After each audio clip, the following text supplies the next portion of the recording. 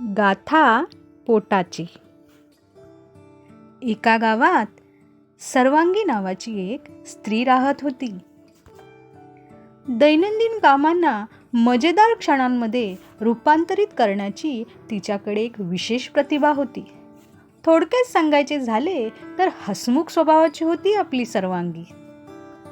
असेच एके दिवशी आपल्या मैत्रिणींसोबत फिरत असताना तिला जाणवले की फिरून फिरून विषय पोटावरच येत होता.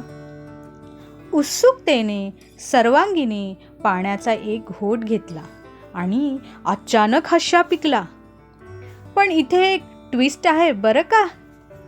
तिचे हास्य इतके संसर्गजन्य होते की तिच्या भावना सर्वांना कळाल्या आणि तिच्या आजूबाजूला असणाऱ्या सर्वजणी मोठ्याने हसायला लागल्या.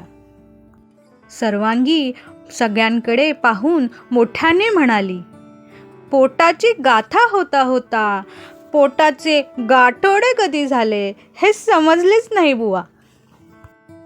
सर्व स्त्रीवर्गाचा आवडीचा तसेच खूप कळकळीचा विषय. असो, लहानपणापासून ते स्त्री होईपर्यंत प्रत्येकीलाच खूप गोष्टींना सामोरे जावे लागते. लग्नानंतर तर जास्तच.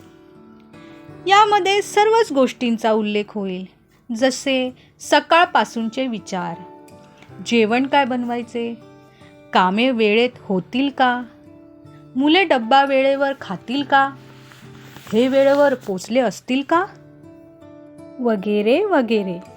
ऑफिसवाली असो किंवा घर उत्तमरित्या सांभाळणारी असो, सर्वांचा मंत्र एकच. सर्वांच्या आवडीनिवडी जपता जपता स्वतःकडे लक्ष फार क्वचितच दिले जाते. तरीही त्याचा आनंद तिला फार असतो. आणि मग एकच हास्य पिकतो. पोटाची गाथा होता होता पोटाचे गाठोडे कधी झाले हे समजलेच नाही. आता सर्वांगीच्या भाषेत बोलायचे झाल्यास, स्वतःला जपा आणि मस्त रहा, हसत रहा, पोटाचे व्यायाम करत रहा बरं का.